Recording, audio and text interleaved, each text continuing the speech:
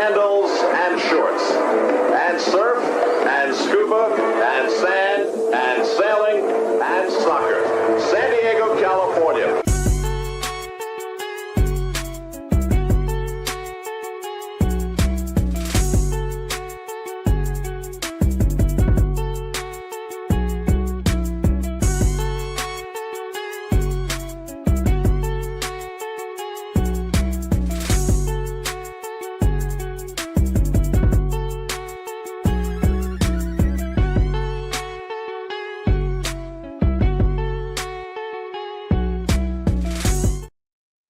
Season's greetings and welcome to Two Balls and a Mic episode.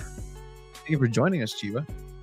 296 for away, a month away, half a month away from you. This is your last episode of Two Balls and a Mic. It's been a good run. Yeah. It's been a good run. You've never not been part of the show, and you're not going to be here for... Yeah, you're taking that with you. That's part of, you can use that for your future ventures as you travel to the Orient into Japan for 2 weeks. All right. Yes, sir. Bien. We'll see if you have more interesting soccer to watch over what San Diego FC and San Diego Wave had to offer. San Diego Wave loses once again, and San Diego Wave fashion, we'll get into it. Duah gets her first goal. There's a positive. At least they scored at that bar at this point for San Diego Wave. The highlight of the night was the press conference. Yeah, well, San Diego FC the next day, San Jose to go undefeated in California. Doesn't happen. San Diego FC loses to San Jose Earthquakes in a 1-0 affair, and some cool things really happened. It was a rough weekend. It was a rough weekend for San Diego soccer. Neta, look, it started off on a very, very good high, though. It really did. And you and Abe were at the academy launch. We'll talk about that in a little bit here. I went to Cultura FC. It was a really cool event. They had the Pana cage on the YouTube channel. Yeah, there was $500 on the line. It was pretty cool. Since Thursday, SanDiego.Futbol has been part of something of soccer in San Diego this weekend. Tiring. Since Thursday, but up until today. Yeah, no, it's been cool. Because playback saying, heck, even my daughter's team lost both games. Just a bad soccer for San Diego overall. Gaff of the week. Well, your daughter's I'll tell you, San Diego Inter won their match yesterday 3-0. The top of the UPSL SoCal South Premier Division. San Diego is on the winning side, on the UPSL side. Go check out Mission Bay High School's games out there. Congratulations to Philippe, who actually won the Mexico jersey last episode. Look at that. Had the video. I'll put it up here in a bit. Met up with him. Gracious person. Appreciate it, Philippe. Thank you for always watching. But yeah. All right. Let's start out with. Let's bring him in. Let's bring him. He was part of it because I was not invited to. Not invited to what? The San Diego FC launch event. Abe accidentally, I hear, deleted the footage from. Excuse me, not the footage. The email that went. Tony, you're invited to the academy launch. And hey now everybody, I think Tony's just a little jealous because he was not able to go to such a cool event. I think so too. He didn't have the chance to meet David Faitelson. I think so too. Abe picked up a guy's tooth. Oh my god, yes, I forgot about that. Oh my god, yes, event. Abe. Oh my god, event. Yes, that is incredible. Because you are a hero. I witnessed our very own Abraham Cepeda pick up a colleague's tooth. Another journalist, a great person. We'll just leave it there. We don't have to describe the person anymore. But I had to pick something up for somebody by San Diego FC. And wait, deja que hable. Yeah, it was just a nuts experience, nuts event. I think we've kind of done a lot of the Right to Dream stuff, covered these events, saying what's happened, but this one truly felt different to see it all in motion and visually what it all looks like. It was pretty awesome to see. And we're going to talk about it, and we're going to dedicate some time to it, which is why we're going to start with our favorite segment, Goals, Gaffes, and Greats. All right.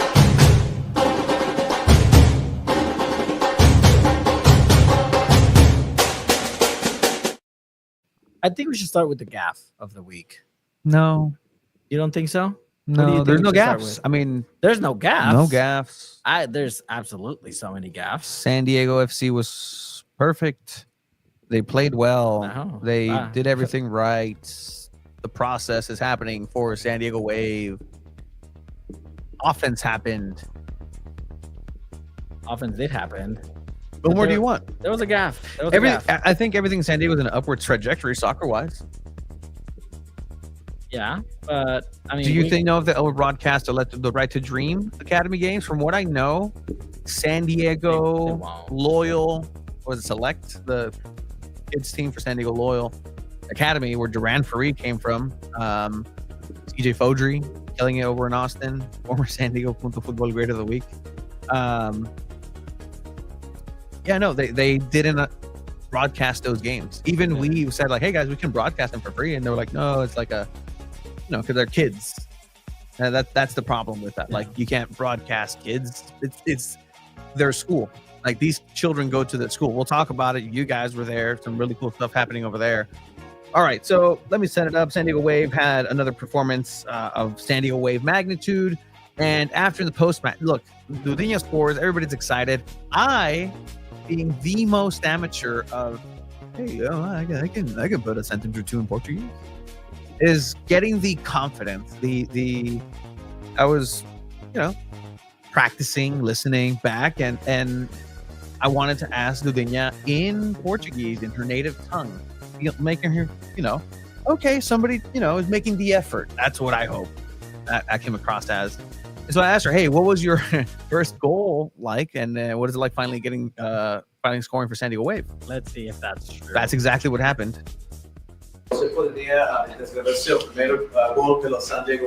Enough of that. Cool. We're going to go to... Back. Go back. Seu primeiro gol pelo San Diego Wave. E você acha finalmente bacana? Everybody. The last part, just the when I tell you that, that's probably the first time that you said the last part. The last part.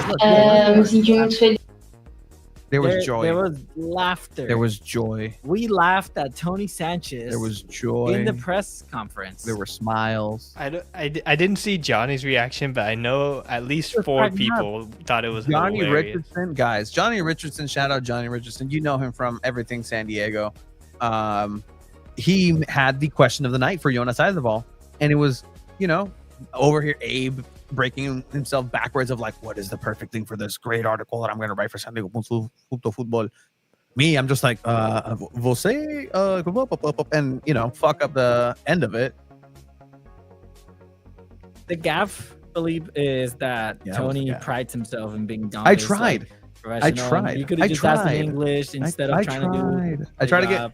Had a translator there. And you could see it in their faces too when it happened. Like they're like, okay, and then they're like, the first part. No, that's what you cut out at the end. She's like, no, just the last part. What was the last part? And that was the last part because I accelerated myself. Like I got excited because halfway through I'm like, oh my god, I'm actually doing this. I'm actually getting this over, and we're going to get a response. I should have just stopped. Reading off the Google Translate was my favorite part. With the laptop on your lap. Reading off the Google Translate. Do you have the goal ready? I don't. Somebody have the goal ready? I got you. Mr. Mike, do you have the goal ready? If you have the goal ready, I don't know. That was fun. But again, the first little, surprise in a press conference. Honestly, that press conference room, that stadium right now is absolutely cursed. Before the San Diego FC match, they had the bird song from the Sequan Band of the Kumeyaay Nation people, and it's a beautiful ceremony. And I'm like, oh, pues ahí está la limpia que estaban pidiendo. Nope. Mm-hmm. Nope, didn't happen. Made it worse. Kind of. Mr. Mansour, resetting the curse, actually. Like down to 0, right? Like Mr. Mansour, like Mr. Mansour, but like teasing the flow was uncomfortable. Like that whole night was off. What's the thing there? Now to move on. That was our gaff of the week. The other gaff, I mean, if we have a nominee, is he Chucky gave me Lozano. A gold star. That's nice. Chucky Lozano missed a 1-on-1, a chip very early on in that game. And it was almost a play that you would think that Chucky Lozano, wanting to prove that he deserves to be at the World Cup next year, would score those. It's a sitter. It's a one-on-one. I mean, yeah, if we're talking, world class finishing, you're going to play in the World Cup. Remember Mexico? It's wide. Terrible. Does he get a gold star for that? He tried. Like that this season to keep it, but what a great goal by Dreyer. These two Excellent are on the ball, same page excellent run. every single time. And How Lozano is not on the do you same not page. score that? I don't know if people saw it. I don't know if it was shared. It was. Oh, cool. Abe, thoughts on that? It's just pretty emblematic of what San Diego FC has been so far this year. And like they said on the broadcast, like it's so funny when you hear a broadcaster setting it up like, okay, this is a guaranteed goal pretty much. I'm going to call it like it's a goal before the ball even goes in. So then it sounds so awkward when he goes, and it's wide. Like, yeah. Oh. It's like when a home run just tanks and dies at the end. They're like, oh, and there it goes. Swing and a drive. Deep to left field.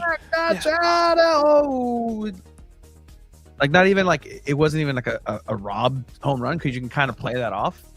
But just like, oh, no, like it didn't even hit the warning track. Like, I was wrong. Yeah. No, but yeah, Chucky should have scored that. But yeah, I think, I'll take the gaff and Chucky. I'll share something with Chucky Lozano. How about that? I'll let him know next time I see him. Hey, ¿qué onda, Chucky? ¿Sabes qué? Tú y yo estuvimos en la categoría, güey. El gol gaff y Gray en SanDiego.FC, en SanDiego.Futbol. No, pues, fue la gafa. ¿Y eso qué es, güey? No, pues, bien chingones, güey. Anyway.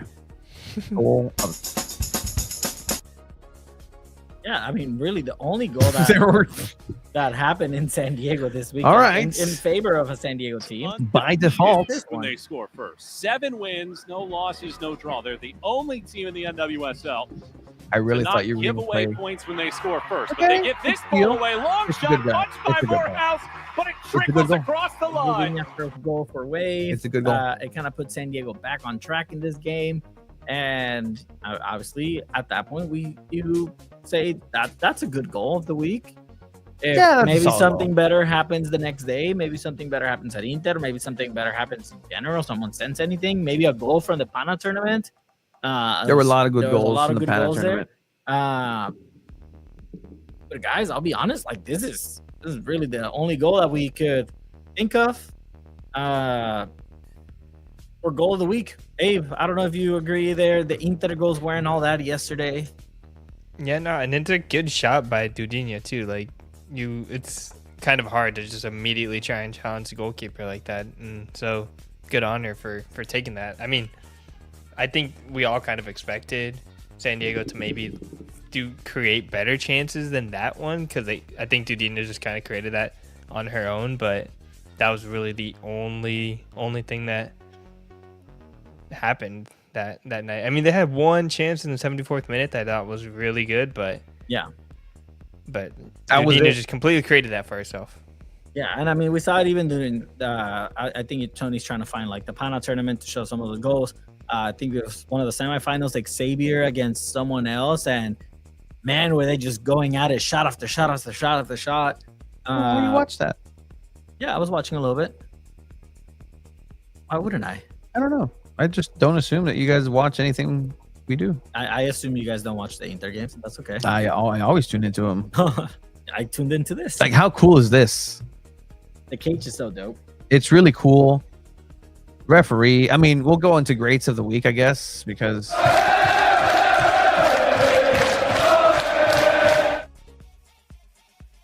all right, greats of the week. So it was part of the Cultura FC. I was part of the Thursday. Shout out Paul. Shout out Bridge Barcada. Shout out Liga del Barrio. They had this pickup kind of tournament in Pana. Rules are you do a Pana, a play between the legs, un túnel, a nutmeg. You win automatically. It's like the golden snitch in a cage. Like it's like, pretty cool little surroundings. Nike Total 90. We had Tony from Barrio Junto on Sarape last week.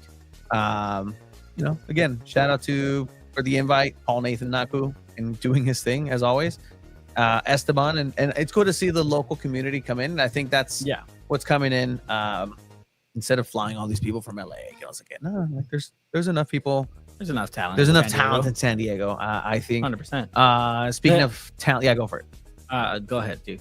Keep going. Oh, I was gonna say talent. Este morro que ganó, Anthony. I'm just trying to find it. Yeah, here it is. Let's see if I can share some of his play. Yeah, no, it was cool because there were. Honestly, that was a smart thing to do. Hey, buy into the tournament for $45. You might win $500, and everybody who enters gets the jersey for free. So I mean, you get a discount from the jersey. I'll tell you that much. Exclusive jersey for that. And then Xavier, the goalkeeper for the San Diego Soccer, just literally walks up and he's like, "Hey, what's up?" Like all smiles like he always does. He's like, "Hey, is there any chance to kind of come in?" Como niño arrimado, güey.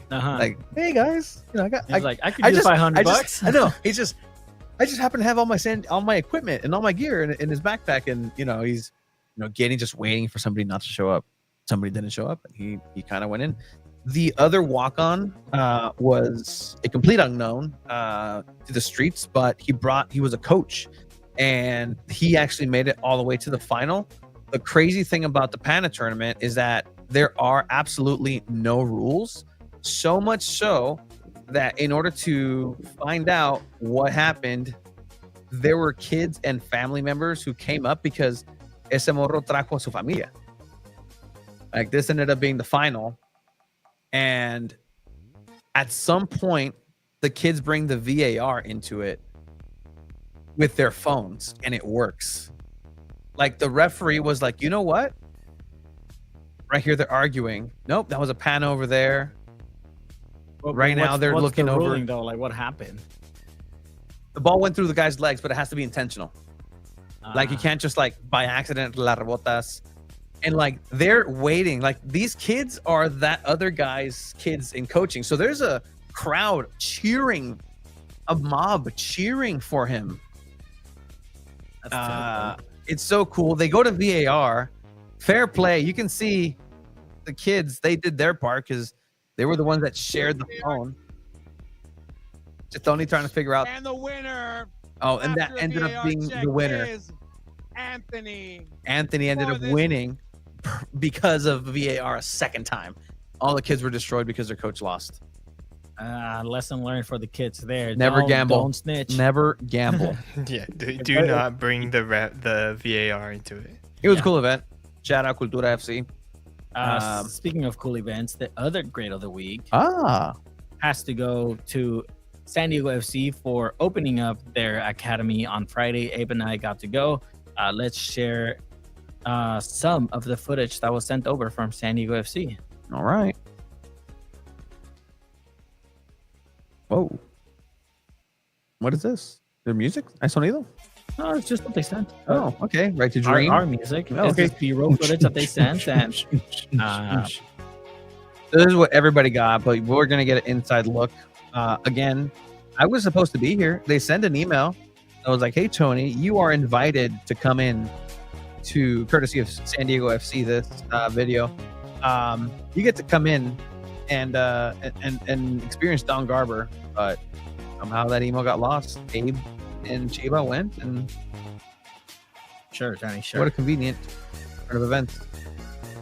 All right, so narrate some of the footage that's being seen for audio listeners. The team was there, in mascot form, the kiddos next to them too, and having their own representative, a big ceremony, and a who's who of the soccer world in a lot of senses. You have Tom Penn, Mr. Mansour, who was over as the keeper of the flow, the entire team, the main team, and international coverage from this all the way down to Mexico. I saw Alfredo Tena was there, former Mexico player / coach, CEO of Qualcomm, who, by the way, absolutely dominate on the market of San Diego FC sponsorships for the Right to Dream team. Yeah, DirecTV, come on, let's be honest. Qualcomm at some point needs to be on there if they have any senses about them on the senior team. And you know something else we learned, they like Qualcomm donates all computers and things of that nature, any sort of technological device, they donate it to San Diego FC and the specific right to Dream Academy. So that's why the Wi-Fi is always really good at Snapdragon Stadium. Yeah. And also why it's really good at San Diego FC. So random detail, but it's pretty cool. I can confirm I saw him there on Friday. Ricardo Campos, the former San Diego Loyal president and current reigning defending executive vice president of operations. He's very much there. I saw him at the LAFC game. I've never seen a man, sorry if I'm spilling too much, more excited about cookies in my life. He had cookies flown in from elsewhere and top secret. But you shared it in the last episode, I think. I love it. I love it. DirecTV, what are they doing? How do you experience Don Garber? I gotta say this almost seemed like a different Don Garber. No, it felt like the same Don Garber to me. You just have to ask a tough enough question and then he'll start to Don Garber it up. So that's any commissioner in any major professional sport. So yeah, okay. I see where you're going with it, and I agree. Like, at the end of the day, it's a business, but what I meant was how bad side of the presser, right? Saying, like, this is what it's all about. Like, this is awesome. Like, the kids, all that. And then he gets down to this is a great opportunity for Right to Dream to potentially expand to other teams and into the leagues, and every team has their own rule with, like, their areas and blah, blah, blah. But at the end of the day, Abe and I show up there, and it's a self-guided tour. Like, you take yourself and open check campus. Out, all right, not lock campus. Everything I'm used to, lock the campus down. So we get there, and you can really go wherever. They give you a little map. They say, right now it's the guy like self-tour. Okay, like check out the classroom, the library, the dorms, like everything. Abe, I don't know exactly what you saw, where you went. We were kind of getting there separated a little bit. But I got to check out the classrooms and the library, and I talked to one of the dads in the library. The dad was born here, lived in Guadalajara. His son was born in Guadalajara, was able to come to San Diego because the dad's a citizen, which is, that's awesome. And the kid now gets an opportunity to go to school here, get an education. 100%. So awesome. 100%. Which is what Right to Dream is. I think I left very much impressed, even more so than before, because now you actually get to see it happen.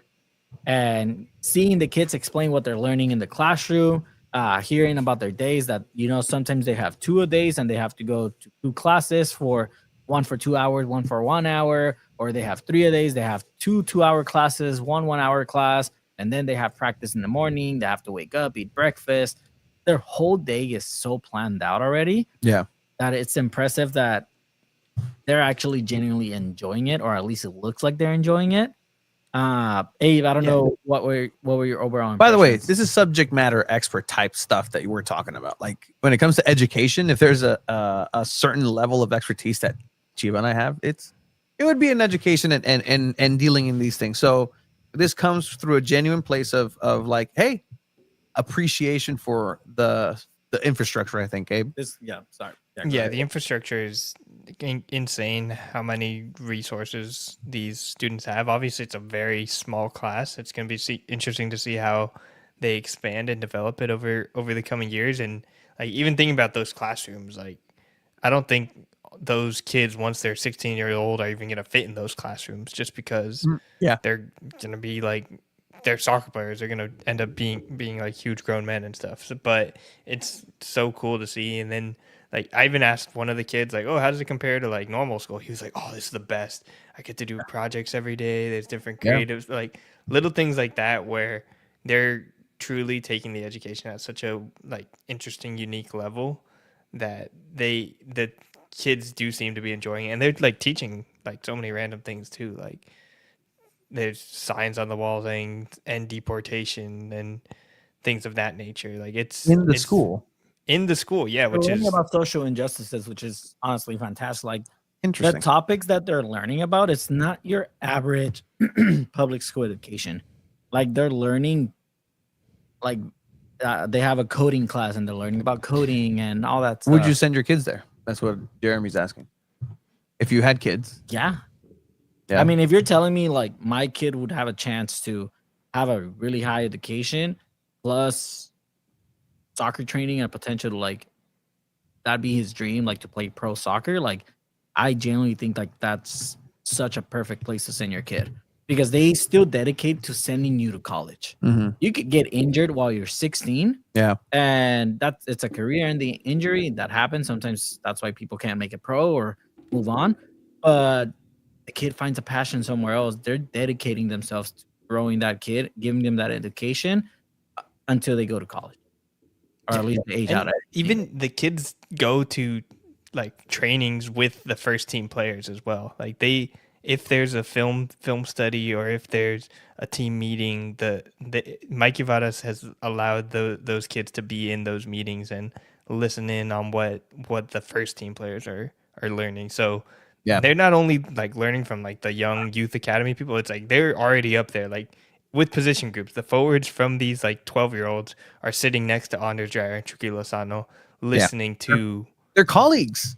Which is it's crazy, but it's such an interesting thing to do. The purpose of the activity today is to write up. Go ahead, Abe. Sorry, I was just showing. Yeah, no, it was pretty cool to see. Yeah, you know, dystopian. It's like, hey, you know, you get to see these kids grow up. It's a fantastic just like experiment of humanity if you really think about it. Yeah, and Philippe did mention something about the Girls Academy. I did ask the head of recruiting and scouting about the potential development of the Girls Academy, and from what he told me, that's kind of next on their priority list. They wanted to start establishing this academy and the boys thing, just getting it up and running, and now they're going to be trying to develop a Girls Academy with girls players and potentially collaborating with local soccer groups and the Wave, and also in a similar way they like. I'm sure we've talked about it and people have heard about it, but they are like literally teaching coaches the way that this like modern soccer and this specific style and where soccer is headed, which I don't think it's super specific to SanDiego FC of this right to dream style. It's just like being confident in possession, having the ball, being able to run. It's fast. It's everything. And like teaching this at a really young age. And I think it'll eventually end up on the women's side as well. And it'll be interesting to see how they interact with Wave, because like right now it's SanDiego Surf's kind of their pseudo academy, but it could eventually be this Right to Dream Academy that does that for them. It's a partnership. It's a partnership really between both of those types of things, and I think that at the end it's a football soccer factory.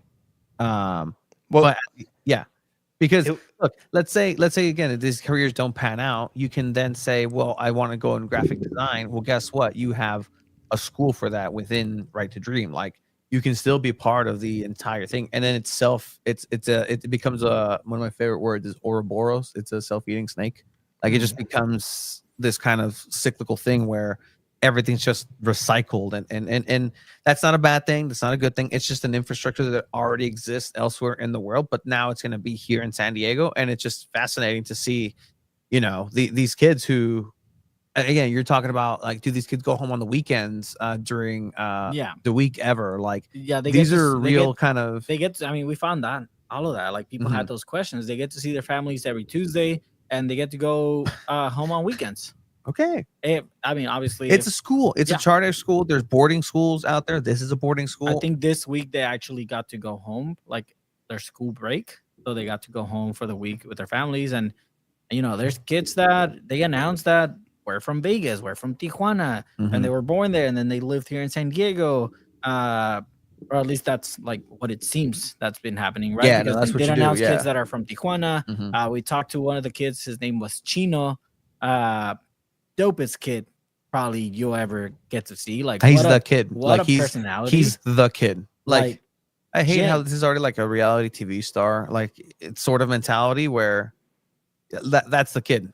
Like that's Hey, show me the Right to Dream San Diego kid. I'm 11 years old. I was born in Tijuana, and when I was 3, I moved to San Diego, and my nickname is Chino because Chino in English is curly hair, so that's why they call me Chino. Like, dude, like you already getting that. Like you're already getting to know these kids and knowing like how relatable is that? Yeah, like I was born in Tijuana and I came to school over here to live in the US when I was 3 years old. And you know, like I probably don't go as much to TJ anymore. And you know, like I get an education here now and I get to learn all these different things. Like it's so cool. It is the coolest thing ever. And I bet you if you talk to Alejandro Guido, Paula Arriola, Joe Corona, any pro player that's from San Diego that like that got to make it to the pro leagues, they wish this would have existed at that time. Shit, you wish that existed when you were at your peak, when you were a kid. Yeah, because literally, I think I would have played my time. I would have, brought it home for San Diego. Just saying. Tony's the average. I would have brought it home for San Diego. Disney, man. I would have brought it home if that meant that because of my future injury that I was the social media manager at this point for a team in San Diego. Sure, I don't know, but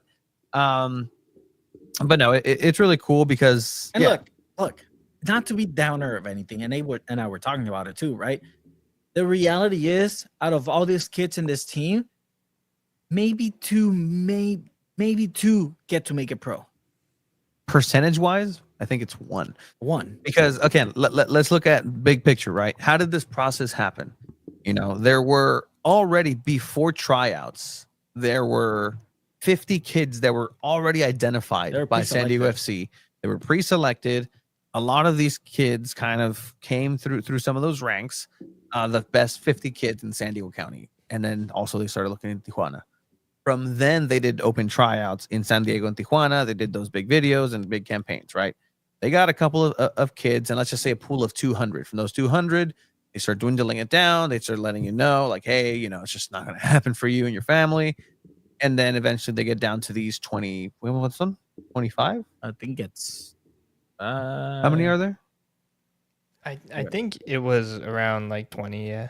Yeah. So that's essentially the class, right? From this class, eventually you'll start dwindling it down, and then eventually you'll have a 2 team where it'll feed onto it. You'll get other pieces from other Right to Dream academies around the world, and then that 2 players turns into 1 player, turns into a bench player, turns into MLS debut, turns into Right to Dream player, first Right to Dream player, and then who knows? Maybe you find the next Milan Iloski. You just had to wait a little bit. Nah. You just had to wait a couple. Milanilovsky did not like couple years. Dream style, from what we've heard, but yeah. Again, the event was cool. A lot of big personalities. Cool. David Feitelson was there. Like it was. I genuinely had such a good time going, and we texted Tony like, dude, you would have thrived here. Like you would have enjoyed this. A lot of people in suits and. There's a reason why we deleted that invite for Tony. It's because for the first time ever on the invitation or the photo or whatever it is, it had a dress code. It said business casual. Yeah, I would have. Tony would have shown up in shorts. And did Mr. Mansour had anything interesting to say? Nothing you haven't heard before. Yeah. Did Don Garber have anything interesting to say? So I asked Don Garber if there's a chance or a future where he sees Right to Dream expanding into maybe another MLS team, or that style being adopted by other teams. He said that'd be cool, like that'd be great. He would love to see that because it's such an opportunity, and that to me that was like the. What I found interesting, which he also mentioned too, is who are the 2 other teams that have a youth academy like San Diego FC right now? Because San Diego FC is not the only one to have a youth academy. Yeah. Do you know who those 2 other teams are? Remind me, Abe.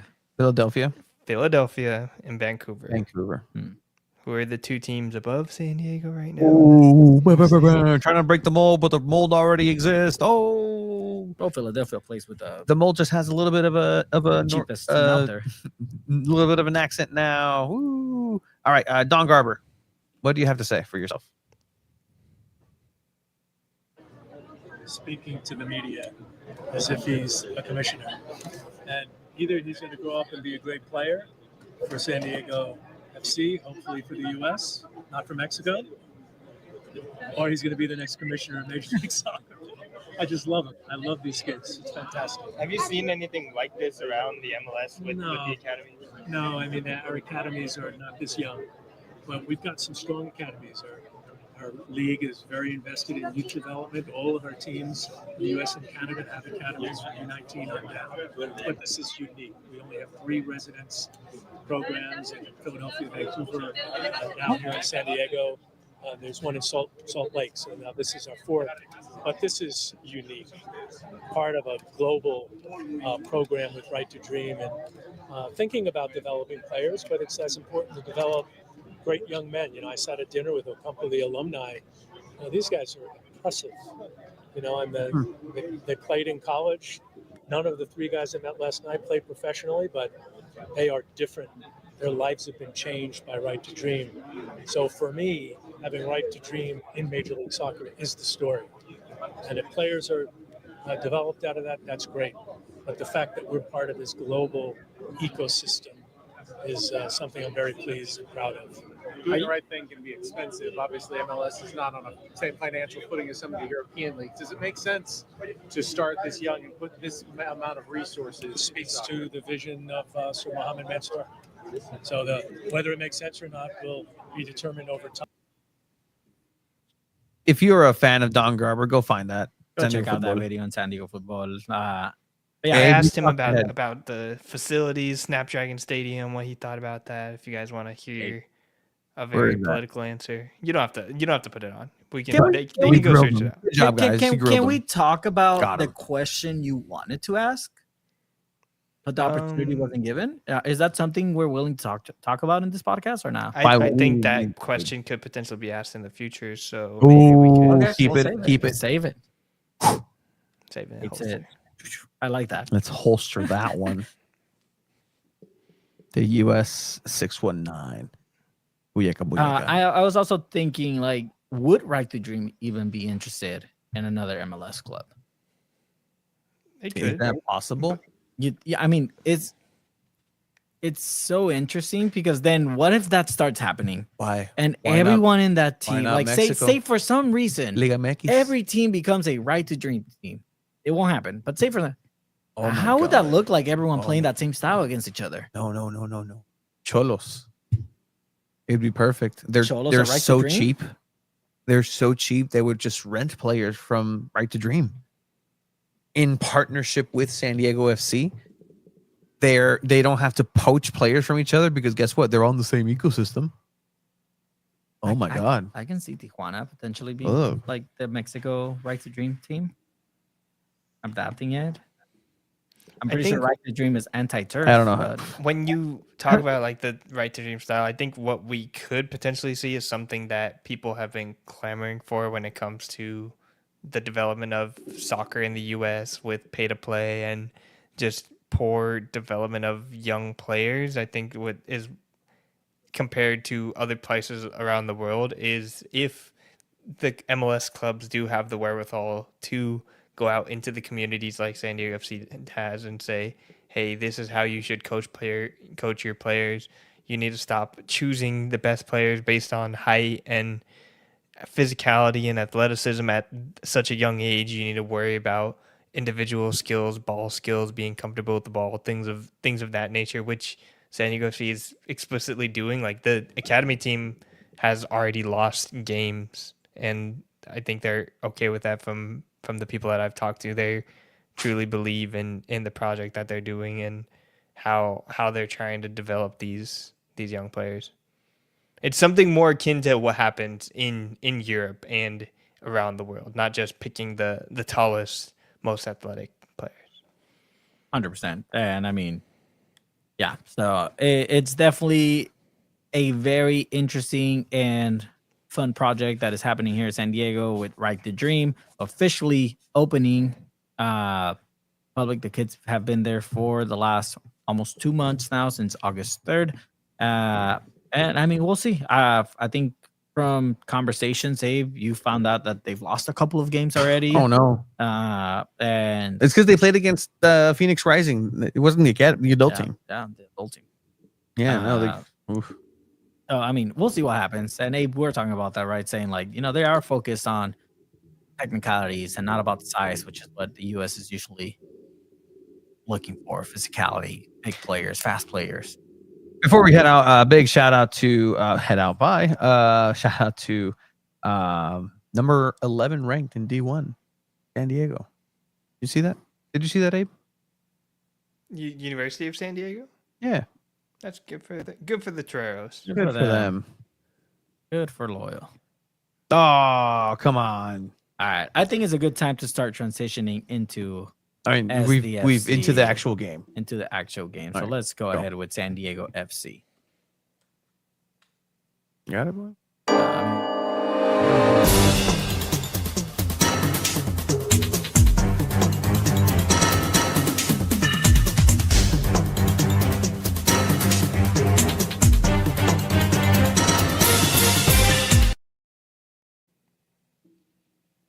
Well, Tony went to get his telefono from his vehicle. So time for San Diego FC. San Diego FC took on San Jose. I have a quick thing. I wasn't at this game. I was out of town and saw the score after the game and was like, do I need to watch this game? Is this the same game that they've played at home the entire season? I eventually did go back, follow the story and saw what happened and stuff, but it seems like I've seen this game a million times. Striker didn't really do anything. They had a lot of chances. They won the XG battle, but it's just a whole lot of nothing. Is that fair to say? It's 100% fair to say. And that's why we get the starting lineup. We have CJ Dos Santos. We get Ian Pilcher on the left side now because Bombino is at the Under-20 World Cup. Manu Duah's there. Chris McVeigh at the center back. And we get Arangi on the right back position, back from his injury. We get Godoy, Yepe, and Valakari. Luca de la Torre, surprisingly, on the bench, not starting this match. And then up on top, we get Pellegrino again, Chucky Lozano on the left, and there's Dreyer on the right. You see this lineup and you say, okay, that's fine. Why is Luca on the bench? Because he's not effective. That's why. He's ineffective. He's just a player that the ball transitions through. Besides Yepe, he's the second best midfielder in the team. Not for the team. He's not adding anything. He adds the transition aspect of things. He doesn't do anything with the ball. He receives the ball well. He moves forward about 10 yards with the ball well. Is he not the player passing the ball so the other player can pass the assist for the goal? You don't count that? There is no scoring though. So who's there? There's a reason why San Diego FC haven't been necessarily on a scoring frenzy. It's because that midfield is just wide open too much. You have Yepe, who's doing a lot of defensive work. You're blaming the midfield for their offensive struggles? I'm not blaming anybody necessarily. You just said it's the midfield's fault. It's part of it because no, it's not. It's because they don't have a freaking striker. There's not a good striker on this team. What happened when they had a good striker? Oh man, they were scoring 4 goals a game with Milanilovsky. You think Pellegrino's the answer to this? It's not. No. In Barcen? No. I'm just telling you why Luca's not starting. That's the only reason why they found somebody there who's worth their time being there, because they add to the team. I don't think Luca de la Torre's loan is going to continue. I think it does. I think that's a season 1 thing. I think that's a season 1 thing. They got him. Hopefully he turns it around. He looked all right when he came back in. I mean, it made sense for Luca to come into that game. And I think it's a good position to be able to have somebody to bring quality and maybe little bursts. This team right now isn't healthy. Mikey Varas has said it himself. He doesn't have a fullback that can play 90 minutes. He doesn't have a right back or a left back that can play 90 minutes. So that's a concern right there. What's happening in the midfield? Again, they're getting by. Nobody's scoring. Chucky's getting frustrated. Dreyer is keeping calm and trying to keep the boat together. but there's nobody there finishing. He gets frustrated. Pellegrino trying to find his way. I mean, which leads to the same thing. Like the problem is that they don't have a striker. They don't have a number 9. That's the if they had a Brandon Vasquez up there, this would be a very, very excellent, close to perfect MLS team. Correct. Real swing and fire. Pellegrino es un tronco. Literally the word I described. Yeah. Him as he was playing. Hey, you know that, right? That term, like when they call a player a tronco. Yeah, but for our non-English, non-Spanish speaking audience, could you please enlighten? Tree trunk, a rooted tree trunk that's obtuse and just it's the opposite of silky smooth. The opposite of that. And he's trying, he's giving it his best. You can see it in his face. You can see it. He wanted to score against his former team. He wants to have a spot in MLS. He has his shot, and he has the opportunities that would you prefer Tomas Angel in that spot? What does that look like? What does that look like at this point in the season? We saw it. I mean, we already saw it. Can someone correct me if I'm wrong? I asked a colleague in the press box if Martinez was a free agent this season before the season started. Can someone fact check that and let me know? Because if he was a free agent, why didn't San Diego FC look for Martinez? He doesn't fit the style. That's literally why. What, a goal scorer? I don't know if you realize Pellegrino is from Norway, and maybe that fits some sort of demographic that they're trying to check and hit. And then this is a story, and people are very divided on this. It's I'm done hearing about Milan Iloski, move on, or this is the reason why Milan Iloski, and because of the poor management of his contract, is why we're in this situation side of things. And both are right. Both are absolutely right. At the end of the day, long term, San Diego FC valued him at something, and because they've been knowing him for so long, they said no. It just doesn't make financial sense in the short term. This is a play that you were in the talking long term. about, Excuse Tony. me. This is a play that you were talking about. With under Dreyer again. Great interplay, Lozano snuck it through. Pellegrino standing like a statue. Maybe a little surprise. See, I haven't even heard the audio. Pellegrino standing like a statue. No. See, okay, that's got to be like the worst thing you can be called by a broadcaster. Let me just. Okay. It's the play itself is just an art of what to not do as a striker.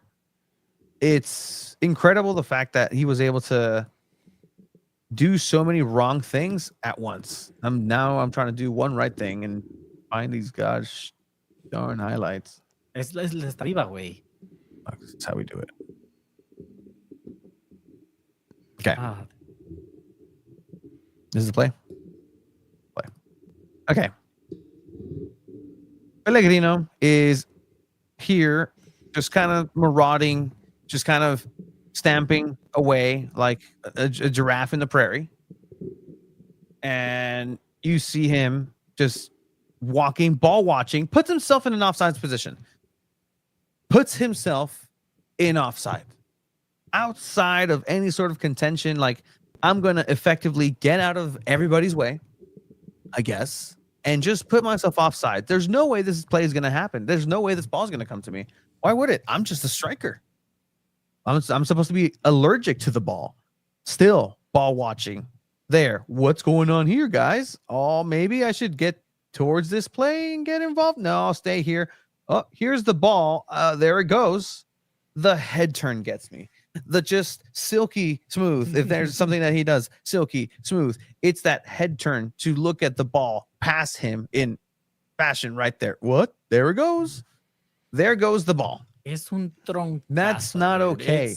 That is not acceptable for a play. Like if this was San Diego Wave, if this was whoever it may have been, if this was under whatever, under 5, like just there goes the ball. I know what an offsides is. Let me go ahead and not have any awareness of it. And Mikey Vada spoke of this. I don't know if he was speaking generally, individually, all of the above, when he spoke about the concentration aspect in this matchup. Yeah, and concentration was not there for San Diego FC, and they lost the plot as soon as Chucky Lozano missed that chance early on. And it's minutes after that same play that San Jose gets a counterattack. Arango goes in that midfield, catches them off guard, and It's literally the same play. It's the same play. Yes, it is. And Arango just goes, eats everybody, gets a through ball to Martinez, and it's the Arango Martinez show. Who's again. blaming the midfield? Who's blaming the midfield? What was your question to Yepe? Like, what happened in that goal? Why did Arango, like, it looks like he got the best of the midfield there? Oh, so Tony questioning the midfield. Why would Tony question the midfield? They have too many things going on in transition. 100%, but you're questioning it with Luca de la Torre. Luca de la Torre had nothing to do with this. No, I'm questioning the fact that everybody's being asked to do way too many things all at once in this part of the season. I think everybody's tired of. What a save, because you were trashing that midfield with Luca de la Torre there. But yeah, he was laughing because he knows I made that point there. Yeah, Chivas owning your ass right now. Sorry about that.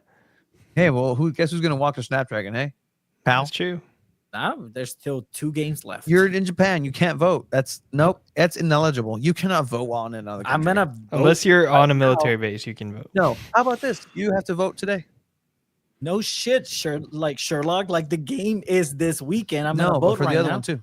I'm back before that. Are you really? Wait. There's a week off for SanDiego FC. Yeah, I know that, but you're back? Yes, I'm back before the last game. From Japan? Yes. You can get there and back that fast? Yes. It's on the other side of the world, dude. Yeah. Crazy. Oh, man. Actually, the other side of the Pacific. Troncazo. Otro tronco aquí enfrente de mí, güey. But SanDiego FC just kept trying throughout this matchup. It's not like there was an incredible goalkeeping performance. I did read a pretty interesting stat in the Union Tribune that 19 shots, I believe they got off, which is the most they've gotten in a loss or in a game they didn't win ever this season. So they got more shots off, at least, right? Like, isn't that what they're always preaching? Like, it's this one, dude. Valakari. Oh, that is pain.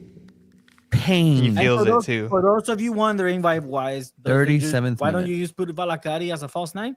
Because of that. And guess what? You can't even say, "Oh, well, he's not a striker. He shouldn't be making those." Hey, go. If you're listening to this, go watch the highlight. 35 minutes, 59 seconds, 36 minutes. Cerrados play over inside of the box, and a good choice. I saw this play, and I was like, "Oh, that's interesting. You should have shot it." Initially, I'm like, "Okay." You have a good angle there. You have a wide right to the goalkeeper. You can curl it around. Does the right call and tries to offload it and pass it beautifully. Oni Valakari, all he has to do is pass it. That's what he's a midfielder. Pass it forward, get it to your guy, the primera. That's all, not a shot, just pass it, and misses wide by a lot, considering the distance. You have to score that, man. Just tap it in. That's all he had to do. And that's the zhuzh of what's going on in San Diego's own very Snapdragon Stadium.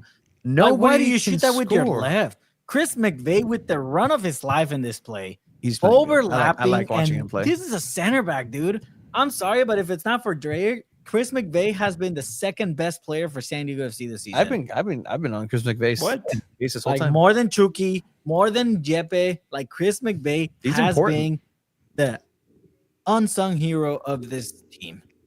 Okay, I think that's fair. I think for me, it would probably go Honors, Jeppe, and then Chris McVeigh. I would put Chris McVeigh over Jeppe right now, to be honest.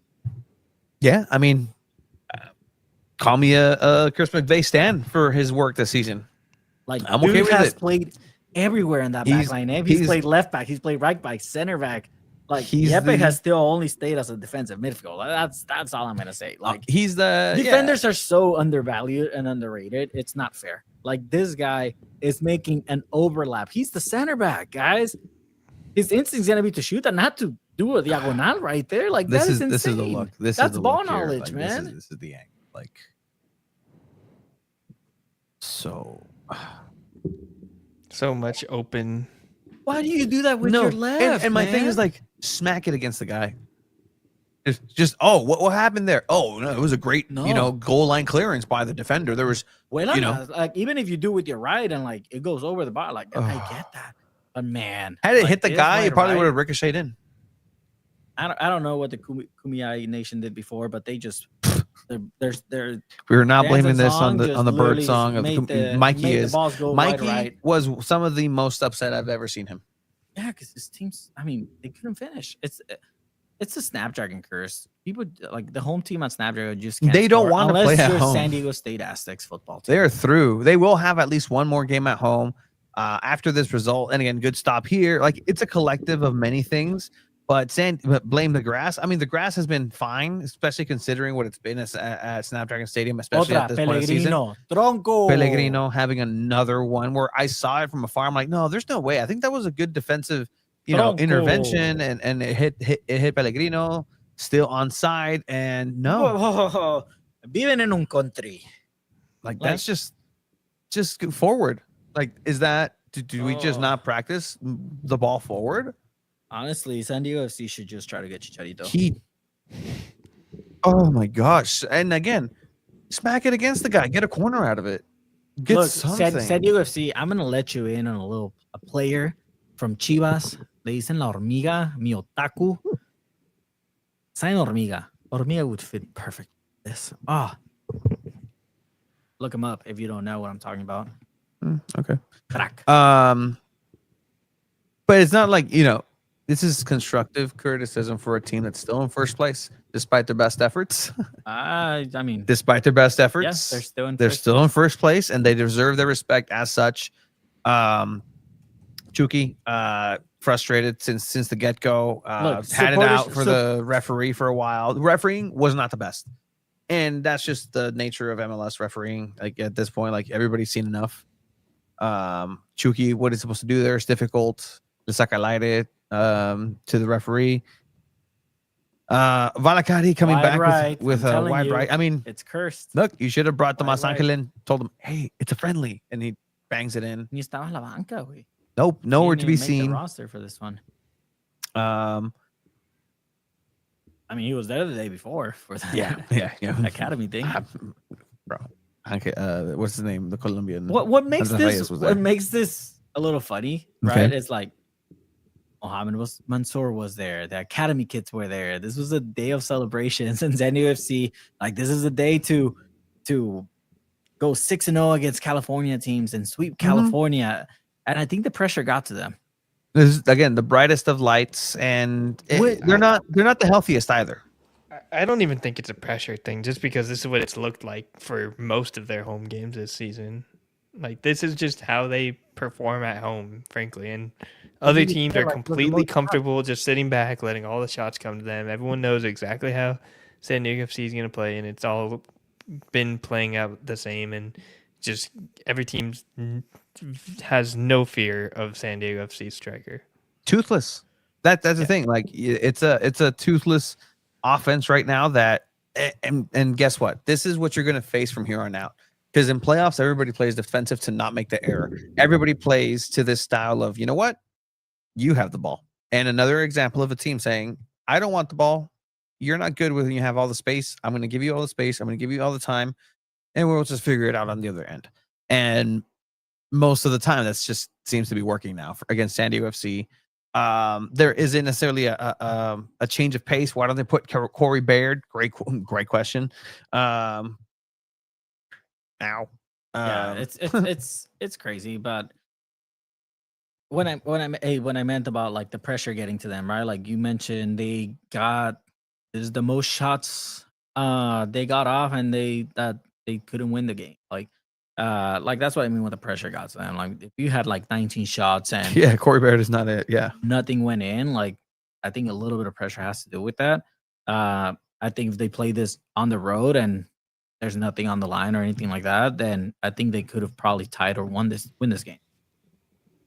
Yeah, and I think there's going to be something on the line for the rest of the season. I mean, if they get one more win, they break the all-time win record for an expansion club. One more point also, I think, puts them in that conversation of the best performing expansion team of all time. So that might be on their minds a little bit, but I also think they're kind of just all slowly trying to wait and get ready for playoffs. So maybe this is a good thing, not peaking at the right times, going down, and then they're gonna start the climb back up come playoff time. Well, for San Diego FC, not a single win in September. So at the end of the day, like, you're getting close to playoffs. You need to start going into that positive and you gotta end the nosedive. You gotta Whoa. Well, let's think about it this way. Somebody in the press box, in the press conference, asked that question of, "Hey, you guys haven't won since July, whatever, 25th was it?" Here, and then and something to that effect. Yeah, and then July. Mikey Quick was like, "Whoa, we." You're talking about league, right? Yeah. And it's like, no, okay. We know what we're talking about. Mazatlan, Tijuana. We're not talking about Mazatlan. We're not talking about the Baja Cup. We're talking about league. You have not won at home in league play since you beat Nashville narrowly by 1-0. Before that, that was the last day of May where you beat Austin. And since then, you have not won at Snapdragon Stadium. You're the number 1 seed as of now. You're going to go ahead and have a chance to play in front of your fans for the first time in playoffs. And what impression are you going to go ahead and give? Oh, well, at this point, we weren't expecting being in the playoffs. Well, guess what? You are. And I would hope that this structure of Right to Dream, somewhere there's a module. It's like Pokemon, right? Like somewhere there's a TM that you can install for Right to Dream that's like playoff mode, activate, whatever that looks like. Like, is that a thing? Because then, they should be able to just modularly just put that attachment into whatever this is and just turn it on, see what that looks like. Yeah, and I mean, it's 2 home league games since that last win. Make it 3 now. They've won 7 out of 14 in total. At home. Yeah, and 10 away. And switch those not around. Only that, right? Like this also was the last home game of the regular season. Mm-hmm. This could have been the last game in front of the fans. Like, it had could things not have gone been, right. and they secured to have the first round at home already. But they deserve to get the respect from us, at least, to say, hey, all this, and they're still first place, so shut the fuck up. Because guess what? They are. And that's all credit to it. It's a freak of a season that nobody has the answer to, and everybody's experiencing this for once. And I think everybody can agree Marcus Invarson is the one true savior of San Diego FC. And you can't even say we'll try to get something out of Mikey. And it, what are we gonna? It's you don't even know if they won't be good in playoffs either. For all you know, this team just turns it up and boom, phenomenal magic in playoffs, and they just can't be beat. And they take it like that's a possibility here. Like, it's so interesting because so many teams turn it up for playoffs. Like, there's a high chance Inter Miami makes the MLS Cup the way they're playing right now. Here on Instagram, we don't venture much here in the comments. Why do they always try the little inside passes and not take more shots from outside the box? Because they don't have the confidence to. And Right to Dream is also dictated to do that too. The only one that takes the shot is either Chucky or Dreyer. Like, nobody else shoots. I don't remember the last time I saw Yepe take a shot, Godoy take a shot, Valacari take a shot. Like, they all try to pass it, and the striker, especially if you have Pellegrino on there, can't shoot. Well, not even that, right? Like, if you have a number 9, he's supposed to be that pickup guy. If you make a shot, if you take a shot, it's going to rebound and somebody's going to clean that up and tap it in. That's a striker's role. That's a poacher. You're supposed to be in the right place at the right time. Everybody who plays in the 9 position for San Diego FC seems to be in the wrong place at the right time, wrong time, every single time. Yeah. But if you have a confidence with Varson, you're going to go ahead and take a shot, because if you miss, it's a goal kick. But if you have the confidence, like, okay, somebody's going to clean this up and have a chance, then taking a shot is almost as good as an assist. But you don't have that person. San Diego FC, with all this in consideration, first place. Their destiny is not in their hands anymore. And I think all in all, for what? Is it for being in first place? Like Supporter Shield, or just even in the West? Yeah, it's not. I think Supporter Shield is the West is still technically kind of in their hands, as long as Vancouver's next result, I think, is probably the big determining factor. We won't know until the weekend of the 11th. That's when Vancouver's gonna play that extra game in hand they have, and you will have a break that weekend. But we won't know. Like, we'll know for sure by the end of the season, like when everyone plays at the same time, and like that's the last game of the season, and we'll see what they need to do.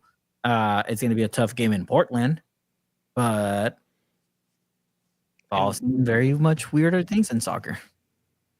Yeah, and if the season ended and let's say you're the 2 seed, you'd be playing Portland in the playoffs, that would be fascinating too. You have a final regular season game against Portland, and then you're gonna have to like pretty soon after that just face them 3 times in a row for a playoff series, best of 3 series. Man, I'm kind of changing my tune on that. I'm starting to look forward to it. Who do you guys? Sure, I guess it'd be Best of fun. 3, why not? Why not? Like it's the bodies, and that's what I was talking with the Chromaniacs in the post match. It was like these bodies of these players aren't used to playing a tournament after the regular season. That's what you're asking them to do. Everywhere else in the world, the regular season ends. First place is the champion. That's it. You don't go into this NCAA Final Four showdown tournament playoff homunculi of a except Mexico. playoff, I guess. Mexico's the weirdest. If you want to talk about this being the but weirdest, it's like Mexico's also super weird. Like they do half tournaments. They do. It's gonna be feared. People got their tickets. It's gonna be fun. Like it's gonna be a good time. Esteban. There's also a very high chance San Diego FC ends in 4th place on the table. Yeah, and that is a great inaugural season. Potentially, like that is a great Seattle inaugural Sounders. Even I agree. 4th place. Like right now, look, Vancouver is tied in points. San Diego FC is in first place because they have more wins than Vancouver. That's the tiebreaker. Vancouver has that game in hand. Minnesota, same amount of games, 2 points behind San Diego FC. LAFC, 2 games behind. They're at 53. If they win those 2 extra games, then they go up to 59, which passes San Diego. So that chance is there of them finishing 4th and then having to play either Seattle or Austin, whoever finishes in that 5th seed. But these are all winnable games. Like we've seen San Diego FC win these games before. But we've also they're seen them, all winnable games for whoever play plays San Diego FC. I agree. All winnable games for whoever plays against San Diego FC. Every single one of them. There's not a team that's going to be like, ooh, no, just have the ball. Have the ball. Okay, LAFC. LAFC is going to attack you. I'll give you that much. But they're also going to be patient and wait for your mistake and put the pressure on you. They've also beat LAFC twice already. Not the LAFC that's in its current form. In its current form, as it is. No, well, San Diego FC ignited that.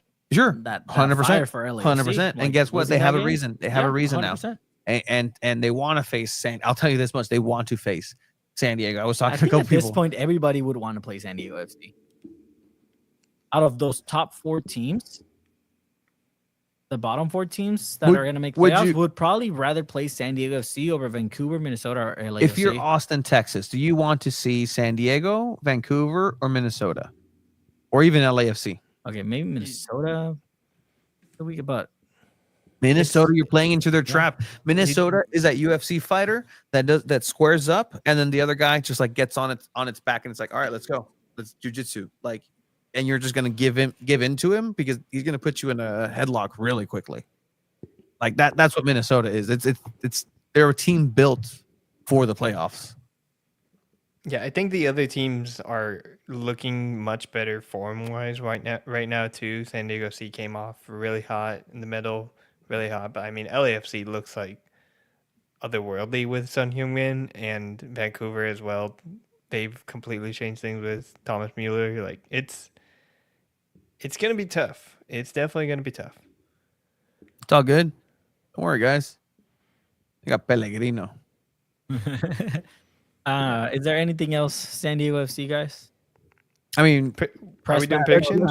Post-match conference. Post-match, it's interesting hearing the players categorize the style of play that they're facing as annoying. Both Yepe and Dreyer have said and mentioned how annoying it is to play teams that just sit back and wait. Losing is annoying. Yeah, 100%. But like they seem to kind of they found someone to blame, and that someone to blame isn't themselves, it's the play style a little bit. And yeah, everybody that they take their accountability 100%. Mikey Varas being a highlight of taking accountability, to be completely honest, and puts it on himself. But at the end of the day, like there's questions that I don't think the players know the answers to at this point. And these teams are kind of playing San Diego FC, and they've seen enough footage to kind of be on a certain wavelength. And thank you for your time, Anders. Could you go ahead and take us your thoughts post-match and the difficulties waffle that final line? Yeah, I think we created enough to get a point, but also to win the game. I think very good beginning of the game, big chance for Chucky, and we just created a lot, and then they had a counter and they scored, and then of course we know the games will be tough when we play an opponent who comes to our stadium, because they want to sit back and they don't care if they have to sit with 6 guys in the back or whatever.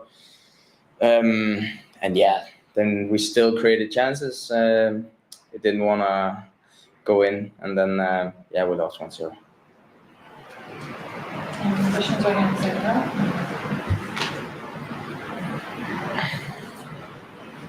Good evening, Anders. My name is Anil Saleh with the corporate NWSL. The team's last win at home came 2 months ago in July 25th. What's happening? Like, what are the factors that are contributing? Yeah, it's a long time since we won at home. We know it in the dressing room as well. I hope it's because we save it for playoff. But no, we know there are small things, but it's still so small things. I think if we get the first goal today, I think it's a completely different game. And it's the same against Minnesota as well. And so we had some tough games here, and I think also it shows that the teams who come here, they respect us a lot and the way we play, and they make it difficult for us, but we still have the chances to win. And I think, I don't know how high our XG are today, but I think it's okay high, and should be enough to win also after getting behind. Honors Dreyer, Yeppe, they know in the locker room, they know they haven't won at home. Like, that's a thing that's actively in the minds of the players, and they weighs on them a little bit. And look, San Jose came in, Bruce Arenas came in, had a game plan, I guess, and it worked out. It worked out, and the big winners, their Twitter admin, big winners of San Jose, and Twitter admin for San Jose, absolutely. San Diego should have stayed loyal. Damn. I was quoting that "Good evening, San Jose Earthquake. Good evening indeed." Dang. Flow with us, presented by Haas. I like it. Fix this for you, San Diego FC. How do you say brace for impact? Oh man, man of the match. But yeah, this one, what Max empties when he goes home at the end of the day. Chucky Lozano is as a point, and you asked Mikey Vadas about him. Actually, pretty directly about, and Honors even mentioned it. I found that interesting that Honors pointed, without being asked, to hey, the Chucky chance in the beginning of the game, like that, he pointed to that moment himself, and I think that really set the tone for everybody. And everybody kind of got anxious of okay, well, we're gonna keep creating, we're gonna keep building, we're gonna go ahead and keep moving, we're gonna create these plays, and we need somebody to score, and just put it in. Pellegrino, here you go. Hey, Pellegrino, what are you doing over there? You're offsides. Oh, you silly goose! I need you over here, buddy. Oh, geez, let's keep it together. And they scored right off of you. No problem, Pellegrino. It's okay. We're fine. We're gonna score. Yeah. We got the chances. We got the XG. When you have a rough day at work and you get in your car and you're just talk to yourself of why not to quit, or you start looking through other jobs openings. Yeah, that's what probably Chucky and Dreyer were like. The guy was like, a team,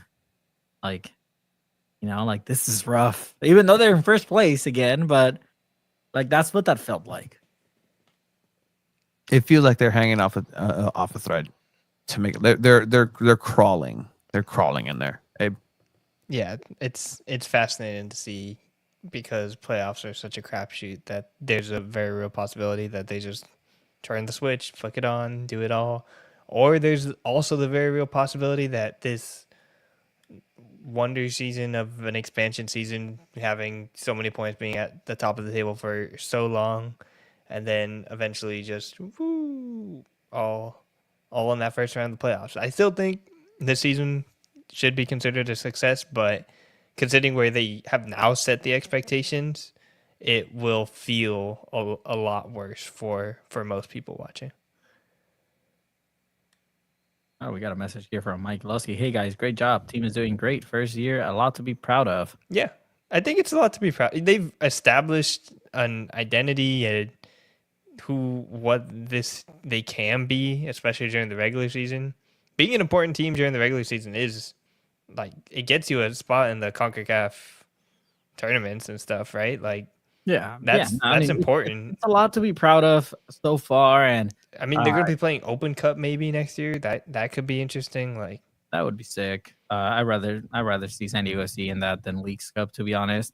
Like that's pretty cool. Thank you for the comment there, Mike. And from there now, right? Like, what is there to do for SanDiego FC? Like Mikey said, like we got to figure it out. Like, I don't think he genuinely knows like what's wrong right now, and he doesn't know how to fix it. He said we got to go to training and fix it. Whatever it is, they have to go fix it. And some of us may know the answer. You know, a solid number 9 could fix things. But maybe sometimes it's not that easy. So we'll see. Anything else for SanDiego FC, Abe, that you can think of? No, I think that's all about it. Snapdragon, how do you feel about the construction going on in the parking lot of Snapdragon? Is that a big thing for SanDiego FC games? I don't know. I mean, I get to park green lot, so it doesn't affect me, so I'm not too sure. If people want to let us know, if you usually park in the orange lot or purple lot, does that create a little bit more traffic? Do you have to get there earlier? We'll see. We'll see what happens. I'm ready to talk some wave if you're ready. I'm down to talk some wave because there's also a lot to talk about. So here we go for wave now.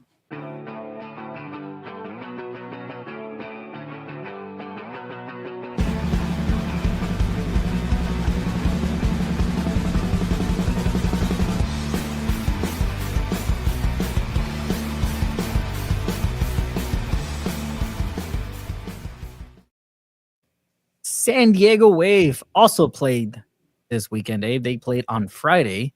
Normally, we like to go in chronological order, but since we started talking about the Academy of Right to Dream, then we transitioned over to SDFC. Let's go back in time a little bit. On Friday night, SanDiego Wave versus Orlando Pride. Orlando Pride, yep. And if we want to look back at what we all thought, we all didn't really expect much out of the Wave just because they haven't really shown to be able to fix their problems on the striking end. Very similar problems as SanDiego FC. It's just been a little bit more in the middle of the season of their downfall / collapse or spiral. I don't know. That feels like a strong word. Is that a fair word to use?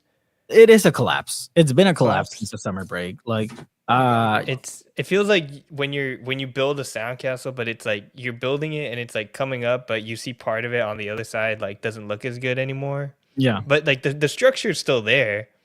Like the sandcastle is there. It doesn't look completely ugly. I really walked in and thought we were still talking about SanDiego FC because of what Chiva said. What a collapse in the summer break. Like, I put the wrong. Do you think? Would you call it a collapse? I think it's just like a deterioration of a sandcastle. It's a steady decline. Like it's steady. Like because it was the complete halfway point was the summer break. You saw the good parts of the style that Jonas Eidevall was trying to clean the fundamentals up. That's what he did. He cleaned the fundamentals up of SanDiego Wave and its players, and then it was time for the talent to catch up and go to the next level.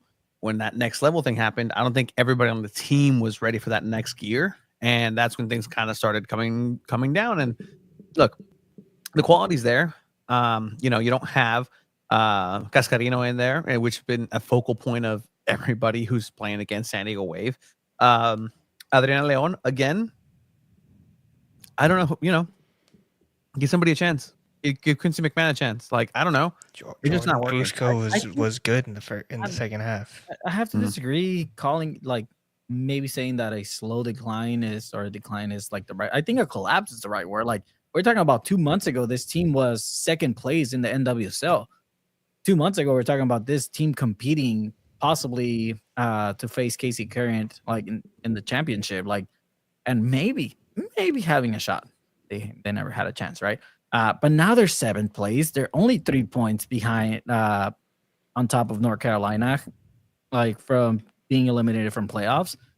So, like, collapse is the word I would use, Abe. And I agree with you because it's terrible. Like, you see the lineup here, right? You see Didi's back on goal. Kaylin Sheridan. Yeah, they tried. I was like, let me move on. Heritage.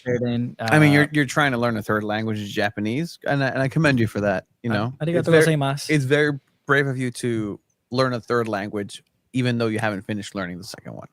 Yeah. So how about you stop finishing those papitas? How's your Portuguese, Tony? Yeah, you practice that? How's your Tagalog if we're attacking now? How's that going? Huh? Are we just gonna attack each other and our inadequacies now? All right. How's Mr. Mike's Spanish? I like that one.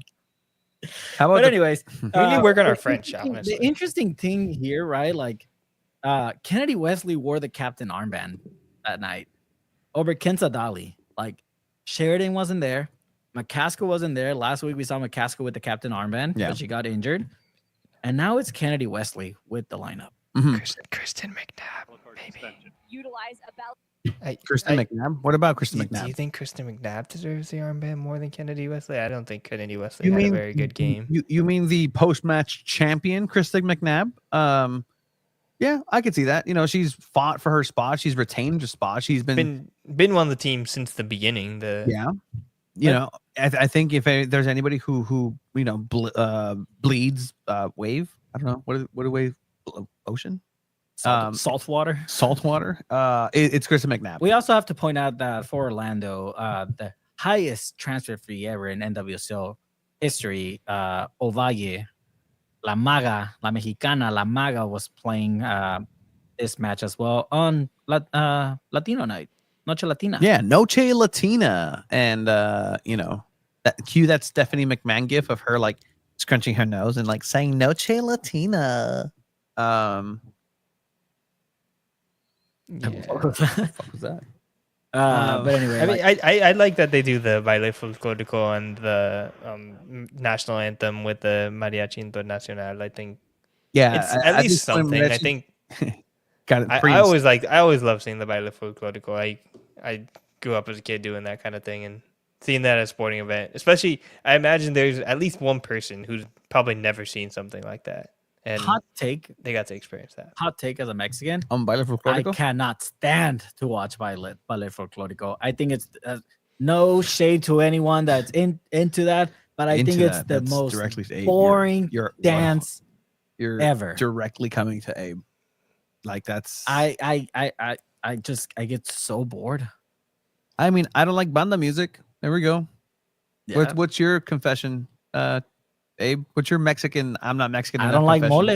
Yeah, it was actually one time I got sick eating mole, and ever since I don't like Mexican candy, chacachacas or anything like pelon pelo ricos. Oh, gross. I'm excited. I think I've changed my mind on the mole though. I've been having some things growing up. You mean? Got it. I've had some excellent mole, but it's not my favorite. Esteban, it's fine. Like, see, it's a different country palette. Sometimes it's easy to mess up. I think that's fair. Like what 629 Soccer says is true. Like sometimes you'll have a thing with mole and you'll be like, oh, that was not very good. Some people don't like pozole. You lost your green card. No. No, not again. I'm a citizen, my boy. Are you? Yep. So are you? I'm a Mexican citizen too. You know, I never got my Mexican citizenship because my mom never took me to get registered as a kid living in TJ. Wow, you guys are unloading so much. Honestly, this is what the show used to be a lot more. Go watch the old episodes when we were both originally big and fat. Like half of the things that we would say was like, we got more professional. You can't. I hear you dying next to me. Like it's these microphones are so good; they're capturing your death, like your last breaths. I can. And boy, did I have some heavy breath. Oh, I think that. Wait, ¿te estás durmiendo? Wait, are you falling asleep? Like you would fall asleep, dude. Like you would Speaking fall asleep, dude. speaking of falling asleep, let's go back to this San Diego Wave game where the offense fell asleep. What, Abe, you don't want to hear us like reminiscing of our time before you joined? I do, but I think we need it. Wave deserve their proper criticism. They deserve that. They deserve There you go. a goal from the most Latina player on that field. Latina AF, bro. Yeah, like La Maga's otherworldly. She makes a great first touch and then strong shot. Like no one is there for first. I think something that Jonas Eidevall said after the match, after a great question by Johnny Richardson, is just defensively they were never really on the same page. Letting a goal like this, like why does she have so much space? You know exactly what kind of player she is, and then letting her take that shot is just not great. And the captain. Some real war crimes. Some real war crimes happening in the chat right now, right? Even frozen mole in La Capaleta. That's a war crime. Let's move away from that. That's almost as bad as this pass from the goalkeeper to the team. Yeah. Like the only goal does come from just a horrible error by the goalkeeper, passing it, trying to play from the back. Like even if she does make this pass, like what? Like think about the decision to even make the pass. Like let's pretend like it was the perfect pass. Mm-hmm. Where does the runner has like nothing in front of them either? Like it's no, I don't know what she got inspired by the Right to Dream style, all right? Like, she would have switched it to the other side. Like, look, she's wide open on to her left. No. The Right to Dream right there is a Yepes right there in the middle, and you pass it to Yepes. Yeah, Yepes cleans it up. Yeah. Yep. It's honestly, like I was saying earlier, this is on SanDiego FC's midfield. This play. This is on Luca de la Torre. Luca de la Torre. I mean, come on, dude. What are you doing? But Luzina gets her first goal in the NWSL for San Diego Wave, which is a big thing, and it kind of shifts a little bit of momentum around. You would think, and I don't know, like it's the same story for both San Diego teams. Yeah, creating chances, taking shots, nothing's going in. The only difference is San Diego Wave does have a starting number 9 with Adriana Leon. Who at this point, I don't know if tronca is the right term to use, because is that an attribute? I've never thought about this, and I'm excited for this. So tronco meaning the rooted tree, essentially tree trunk. What is the como troncazo? No, there has to be a different term. Or maybe it doesn't. Maybe tronco. Maybe yes, tronco. Yeah, it goes both ways. Yeah, call it a maple tronco because she's Canadian. Okay. Tronco. Come on, I'm so close. Okay, there's a Toronto tronco combination word. Let's think about this, guys. Come on. Tronco. There we go. Thank you. That was my last break. Es un tronco. Troncota. Adriana León es un tronco. Troncota sounds offensive. I'm tranquilo 619 soccer. Whoa. Also, Landon Donovan, former San Diego Wave manager, invited you. So come on down. Which I'm last. La tronca. I'm considering. By the way, I got the new EAFC 26. Oh, this was a good talk. We'll wait for this. Talking about San Diego Wave right now because the game's still going on. I'm trying not to. What else are we going to talk about, Abe? Like the fact that they can't score, that they're also allergic to scoring. It's they went at half tied 1-1, and you're thinking, okay, well, a tie isn't that bad, right? Like a tie is not the end of the world. I think it is, honestly, just because of the place that Orlando is at in their season. They've been like winless through their last 10, like even before the summer break. You talk about collapse, or Orlando had a true spiral collapse ever since the injury to Barbara Banda, and they added during the transfer window with a huge piece like Jackie O'Ai. I think Wave, they added Dudinha, and she's kind of just been there. I think she's kind of just a replacement for Maria Sanchez, but not as great. Like, look, I see in the comments, Leon gets fouled a lot. I guess that serves a purpose, right? But if San Diego Wave did something with it, and at this point, all it's doing, it's extending the pain and every time she goes down. That's added extra time. More of this, please. Nobody's saying that. Like, and I think Savannah McCaskill was kind of missed in this game as well. I don't know if you guys feel the same. Like, she was out with technically a foot injury, but we don't really know the extent to that. It obviously looked really bad when she came off in that last game. Like, do you think Lorena Foster is a good replacement for her? Like, no, it's not. It's not a 1-for-1 for sure. I mean, they did well considering everything. But it's just not enough. San Diego Wave just doesn't have enough. And this is a great pass, by the way. Yes, like it's great pass, excellent pass. I mean, Orlando deserved to win this game. I was. You want to hear me set off Abe real quick? Yeah, go ahead. Wow, you're very okay with me doing that. That's not okay. There was a moment where San Diego Wave was playing very well, and I'm like, wow, this is the vibes are good. Like, the vibes are good here at Snapdragon Stadium. The Cove with the sirens was actually you did say that in unison, and they got the entire section on board. It was some of the loudest I've actually heard that supporter section during Snapdragon Stadium for San Diego Wave, and got the crowd involved. It was really nice, and the vibes were on. And then Abe decided to just curmudgeon it up. Go for it, Abe. I mean, how can you say the vibes are great when you're just not scoring? Like, you're not scoring. You're winless since since the summer break. They haven't won a game at home.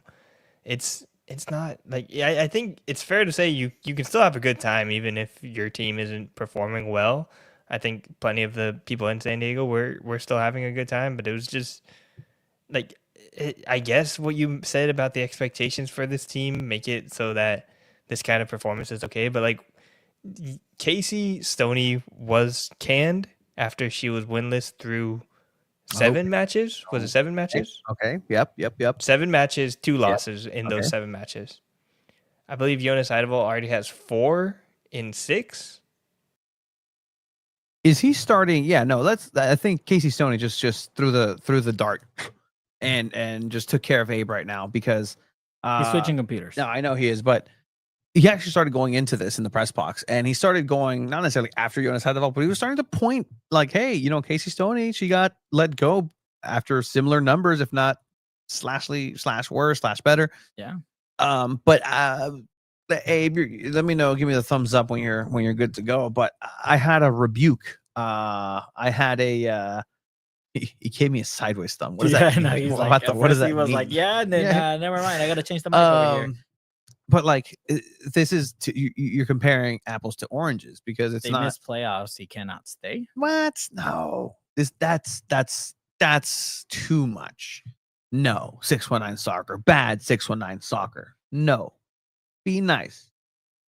Jonas Eidevall is in a reconstruction year. Jonas Eidevall. Nobody expected this Wave team to be where they're at right now. Nope. Even in seventh, you go back to those predictions like before the season started. All these NWSL experts had San Diego Wave dead last. Like, they didn't have them in playoffs. At the end of the day, what they're doing is above expectations right now from when the season started. Which is also the same thing for San Diego FC. Like, nobody expected them to be where they're at. So. Yeah, sure, exactly. But to make comparisons, Abe, I don't know. People are agreeing with you a little bit. Do you just want what? Are you calling for Jonas to be maybe looked at? As you mute yourself there. I don't think I'm at that point where because I think it was the wrong decision at the time to let go of Casey Stoney as well, especially in the middle of this of the season, when you didn't really have, like, you gave the cook nothing to cook with, like they needed a striker. Alex Morgan you had spoiled like what name a dish and you could say like, oh, the chicken was spoiled. You know, you had raw chicken and the chicken used to be good. It used to be very delicious, and now it's just kind of doesn't really taste as great anymore. It's funny. And that's supposed to be the centerpiece of the dish. You know, you have a striker is supposed to be the one that's making everything perfect. You know, but it's just it wasn't there for Casey Stoney, and then she got fired, and it remained not there for the rest of the coaches that the Wave had that season. And you put some respect on Paul Buckle. Yeah, I mean, Paul Buckle tried his hardest. Landon Donovan tried his hardest. With losing Maris Sanchez a factor, though. Yeah. Yes, definitely. And that's just how this team is constructed. I think more of at this point now, Jonas has proven that he has the locker room and is truly trusted. Maybe that's why you are okay to say Casey Stoney was left, because so many players asked to leave during their time. Like Jaden Shaw had asked to leave. Naomi Girma was reportedly asking to leave at that point. Like, and then if you have that many players asking to leave, maybe that's part of what led to that decision. And Jonas Eidevall doesn't seem to have that at all. Everyone talks very highly of him and what he's done for just calming things down. So I think he at the very least gets the whole season. Yeah, 100%. And honestly, next season too. Yeah, I think he gets next season too. Yeah, I don't think you let go of him. But maybe there's some questions about the general manager position. How about? Oh, okay. Putting some, the construction of the roster, who goes to the market and gets the ingredients. This is a new ownership group. It's not the same ownership group that got rid of Casey Stoney. It's not the same ownership group that got rid of like that clean house. Like they cleaned house for a reason, and it's gonna take a while to get back to what they can be. Again, the expectations that got Casey Stoney fired were of a team that came into the season making playoffs, winning Challenge Cup for as little or insignificant as that may be. But it puts expectations on them being a good team and Alex Morgan playing all right. And then the absolute hellfire that they were put through and their fans through. And now we're on this other side of this. And we're looking at Jonas Eidevall trying to put something together with the amount of, talent that he has available. And again, to use your analogy with the ingredients, I kind of really like that because Mikey Vadas actually used the same thing. All the ingredients for San Diego FC to score against San Jose were there. All of them, like for a winning game. And at the end of the day, it's one of these things where it's just not going to happen. And that on that night, regardless of how you think it's gonna go, it's just the ball's not going to go in. And that's been the story for San Diego teams. And that's unfortunate, but they have a lot of work to do. Also, you forgot to, and that's coming up. Yes, that is coming up. The prediction. Thank you, Esteban, because Chiva wants to avoid. No, I was gonna bring it up like when we did predictions for Wave, and then go back to SDFC. Philippe just gave me an idea that I think would be fascinating. Let's just like hypothetically, let's say, okay, 7 matches. They decide, you know what, this is when we got rid of Casey Stoney, this is when we got to get rid of Jonas Eidevall. Mm-hmm. Who becomes the interim coach? Is it Becky Tweed that just hops right up from the bench, or is it Alex Morgan, the recently retired striker? Is that a possibility? Do you think she wants to get into coaching at this early on? No. She's gonna make too much money.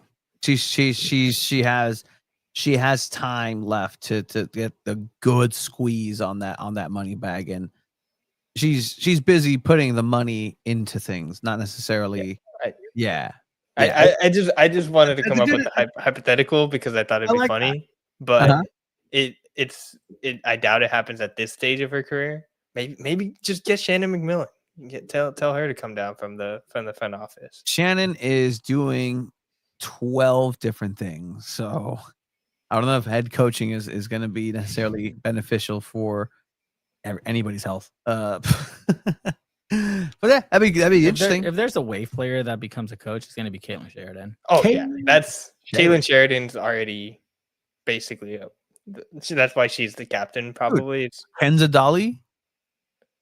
I want to see Kenza Dolly. I want to talk shop with Kenza Dolly. Like Kenza, like. What are you going to try to talk to her in French too? Kenza, comment allez-vous? And then that's all I know. And then I'd stop right there. What? Omelette du fromage. I think a lot of these players could be coached. Kira Carusa usually is a pretty positive person. I want because to you're see positive Kansas doesn't mean captain you should too. be a coach, Abe. Like if you're positive, then like Morgan Hackworth should be a coach. His dad was a coach. Yeah, he was. I trust the Stanford players a lot, usually with things of that nature. I don't know if Troncos if Troncos should be coaches. Like Ben Spencer, rightfully retired. Oh my gosh.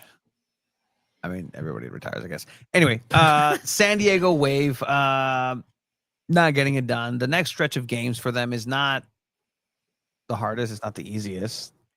It's Washington Spirit, which is a very tough game. Second in the NWSL.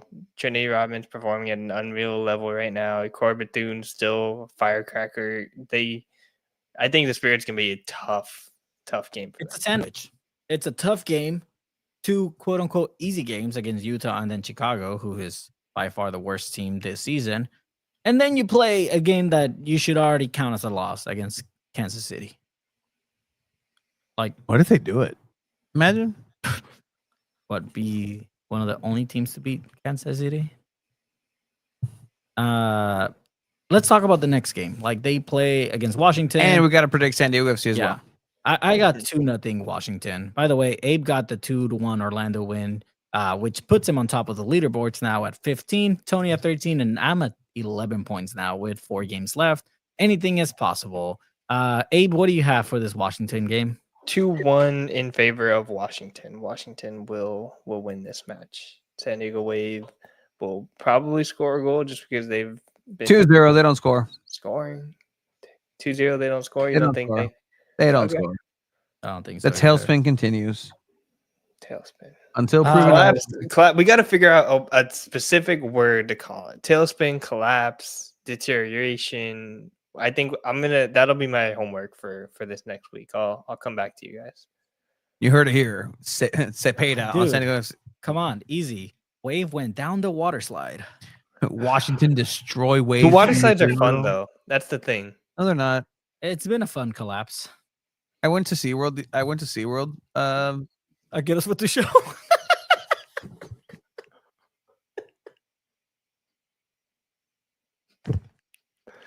For those of you that were listening, he's asking, what time was my show?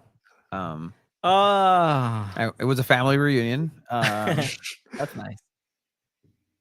Which enclosure? Which enclosure? Okay. All right.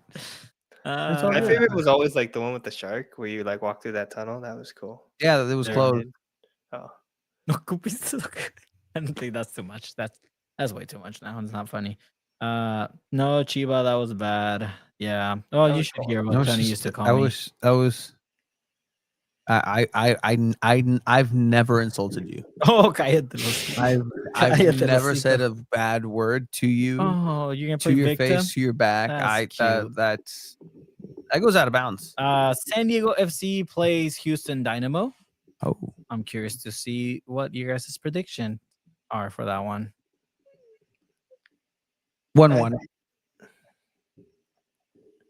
I've been very positive and very like I think we've all predicted out of the last 1, 2, 3, 4, 5 games, 2 San Diego wins and 3 ties. No, those are points.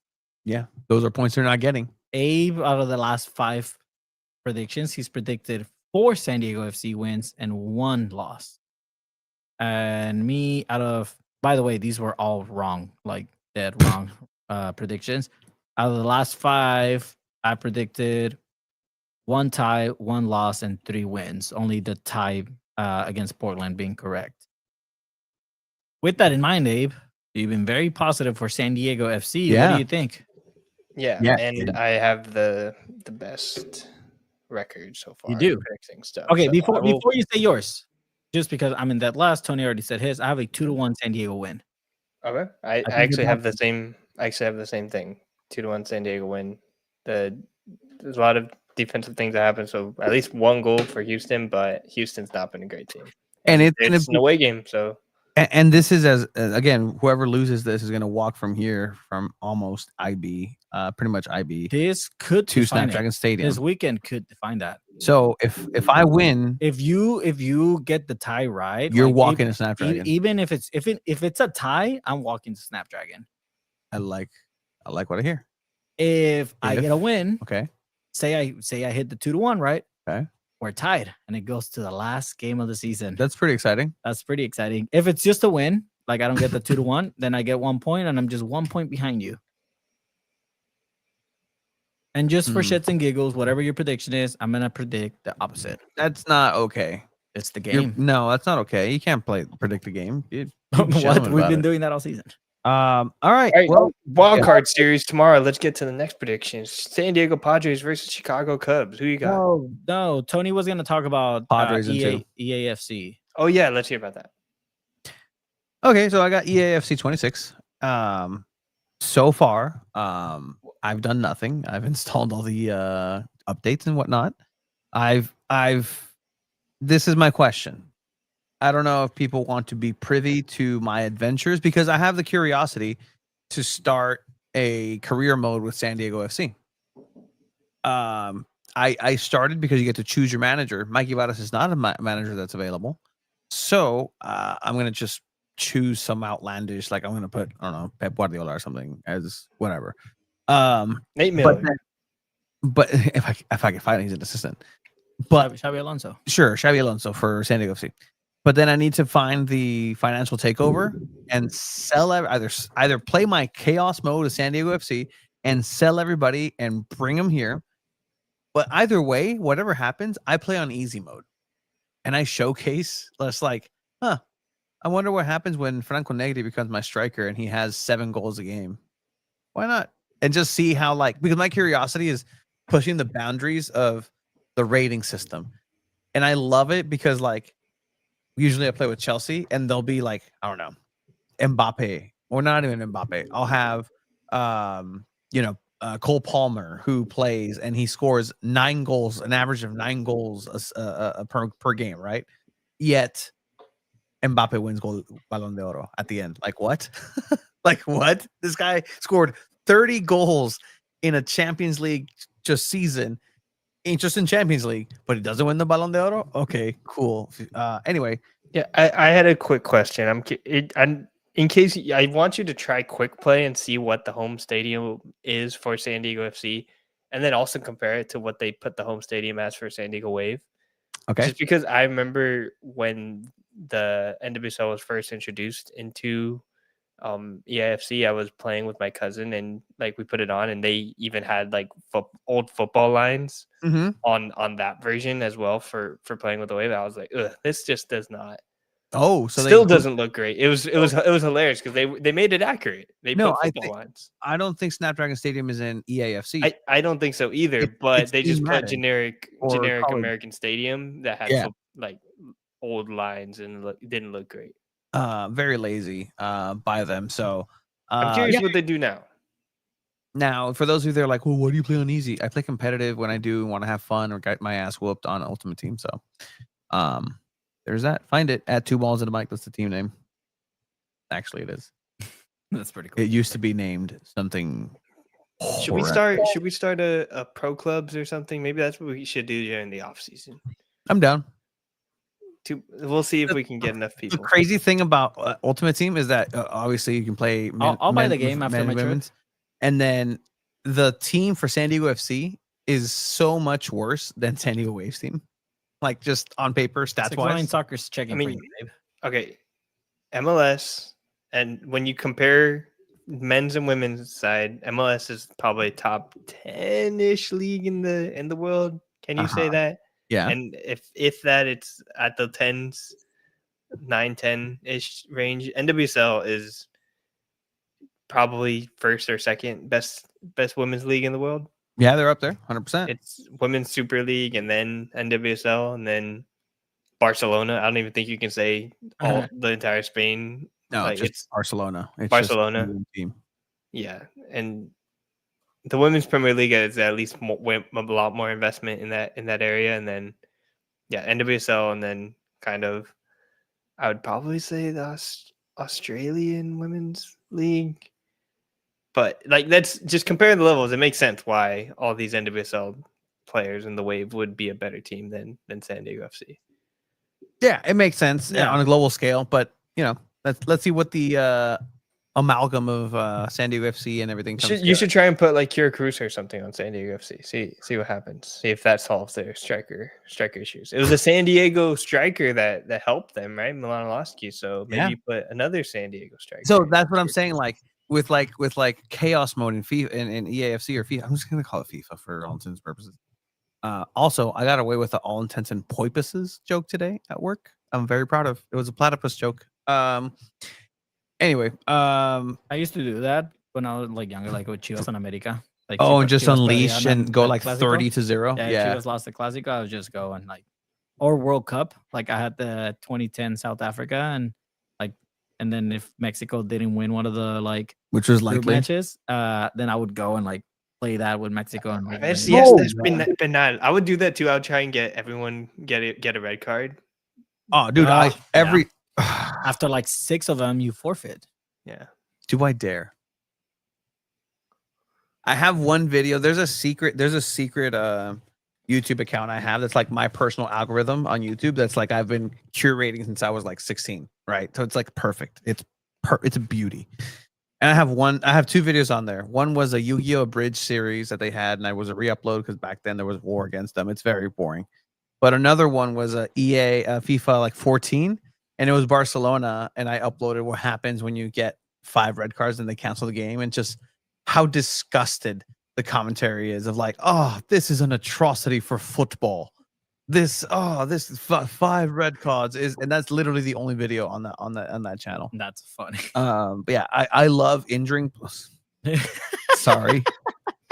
I'm a dirty player in the video game. I love injury. In the video game, and just seeing what happens, like dirty. I'm the dirtiest player. Tony's my favorite email on career mode is, oh, this player is out 6 months. Torn meniscus. No. Whenever I get asked by a player, hey boss, I was looking to get some more playing time. First of all, I always respond rudely on EAFC every time. The bat and the morale or chemistry goes down every time. Post game, didn't play good enough. But he scored 5 goals for me. Nope, not good enough. He needs to be humble. and then whoever is my star kid is like, oh no, always positive. That's why Durant Free in Chelsea, every time he scored, great guy, great dude. But no, whenever I get the SDFC stadium is Estadio El Medio. Ugh, gross. But like whenever it's like, hey boss, like I'm a little homesick, I terminate your contract. Get out of here. I'm not even going to negotiate. Go home. Go home. That's cool. You enjoy playing soccer in Sunday League. And then if I play long enough, I'll look for him in 2-3 years and I'll be like, I wonder where he's doing. And he's in some team because he's good enough, obviously. And then I'll buy him back and release him again. For no reason. No soccer for you, buddy. After 3 years. Go back home. It is unfortunate that Liga MX isn't in. I know Philippe said that. I used to like always starting the career in Liga MX, and then you go off into and save Mexico. Career, yeah. Ronaldinho playing alongside number 99 Buffon Miangel. Incredible times. Yeah. He played for Ronaldinho and Chivas. I don't know if you guys remember those times. That happened. But all right, I'll consider it. Pro clubs, pro teams, EAFC. It's fun. That'd be cool. I think we could build a fun team with people that listen and everything. That'd be fun. No. A sadistic manager is exactly what it is. Like, I am not a good person when it comes to EAFC. Wait. That's right. Nobody's going to want to join our pro clubs if you're the manager. No. Tony you're released. So Call of Duty Hardcore, it's the fun. Oh no, you get one. You get one. You cannot and play you don't get kicked out. Call of Duty Hardcore Search and Destroy with this man because he is a gold riot shield holder and the trash talking is at another level. Wait, were you really made a gold riot shield? Yeah, no, he had the gold riot. Yeah, no, 100%. That's Black all Ops he 2. used? Then a gold riot shield, and then I have the electric buzzers on the side and the bouncing betties. So it's annoying. You come in my room, I'm not affected by them. So you get electrocuted, bam, bam. And then I had my other buddy who was on the other side who also had a gold riot shield and his two bouncing betties, and it was a great time. Yacht in Black Ops 2, the boat level top. Oh, dude. All right. Yes, I am Dexter in EAFC. And hey, what if I become Jonas Eidevall? Also, Jonas Eidevall is not a manager, so I try to make him the manager for SDFC, but can't. So that's where I'm at. Share your adventures, guys. You know what my first thing was gonna be? I was gonna cab Milani Loski on SanDiego.FC. Why not? See what happens. If you play SanDiego Wave versus you can't play in SanDiego Wave versus SDFC. That'd be interesting. But all right. It's just sold. No I'm not joke. too sure if he's still here, but tonight. I'm pretty sure we had Milani Iloski's dad in the chat earlier today when you were looking for your phone. Mike Iloski. That's the name of Milan's Oh, dad. he was here? Yeah, oh, he heck was in yeah. the chat. Dope. Welcome back. I don't know if anybody caught him. I was like, oh, thanks, Mike. Is there anything else? I don't think so, Bloods. This is my last few minutes of two balls in a mic. Okay, who do you? I have a real quick question. Maybe who do you think is more likely to turn things around for the end of the season? Is it SanDiego Wave or is it SanDiego FC? SanDiego FC. Really, that was quick. Yeah, No, SanDiego FC is not a bad team. There. The potential's you already see there. SanDiego FC play. They're literally like they're a good team. Like they still create those dangerous chances. The way Wave is creating those dangerous chances is not impressive. Yeah, they're just stumbling upon them. Yeah, they create some here and there. I think we gave Jordan Fusco the short shrift today. She had a pretty good. Yeah, she had a good game for that second half. Probably deserves to start. It was different than what we've seen for Wave, and I think it's time for them to give Fusco, Jordan Fusco, Fusco, Passer. Yeah, she had a great cross for probably the best chance of the night. Then Jonas Eidevall says she has a good right foot too. She can cut in, so maybe that'll be interesting. But, the thing is, Wave have more time in their season. I think I would, about the same, but yeah. I probably agree that SanDiego FC just like Honors and Chucky can turn things on and change it around. What beautiful timing, Philippe. What beautiful timing. Because Tony, Chiva, thank you so much on the mic, man. Tony, Chiva, thank you so much. 2 balls on the mic, man. I appreciate it. I'll see you guys Monday nights. And thank you for joining us on Monday night. Shout out our biggest fan there. That's cool. Shout out to everyone that watches this whole thing every night and puts us on their TVs and just has us on the side listening. You guys are honestly the best. Without you all, we would just be talking to ourselves and emptiness, and you all make this show fun. Honestly, like that's what it was for 200 and some episodes. At least the first 50 was not even live. 100%.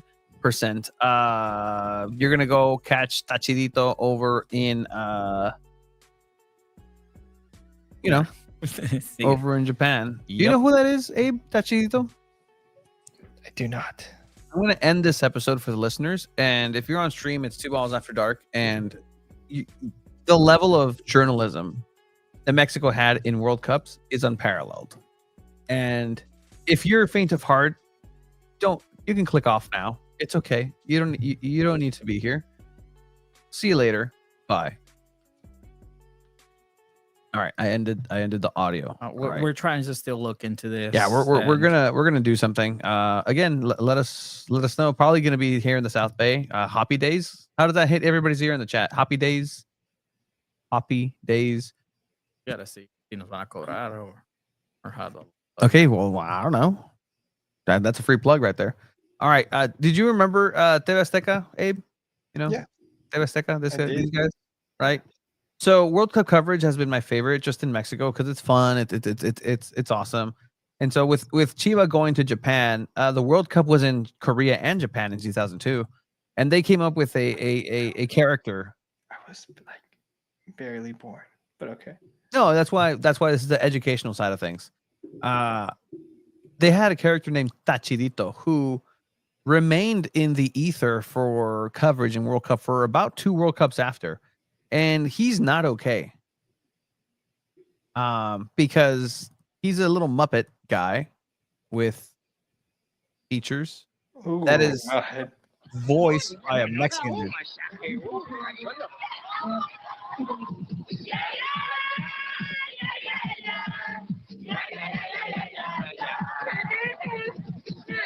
This is the standard of World Cup coverage. Sí, Tachito. ¿Qué es esto? That's Jose Ramon Fernandez. Son como... Son sopes para la cruda. And Faitelson. You met that guy. Son sopes para la cruda. The Faitelson one actually looks like that's actually really good. So the level of horrible, but just it's so dumb. Terrible. That's terrible. He does the accent. Tómate una pastilla. Tómate rápido. ¿Ese me lo trajiste para mí? Guys, this was 2002. Que se la ponga, señor. La pongo, La la única pongo. pastilla que le meto soy you. That's not okay. Just World Cup. Yep. That's I'll see if have I run fun. into him. See if you run into Tachidito out there. Thank you. But all right, for those of you who are still here and enjoyed that, Laters, everyone. You guys I'll are tune awesome. in from Japan for a little bit. Yeah, you will. On Monday. All right.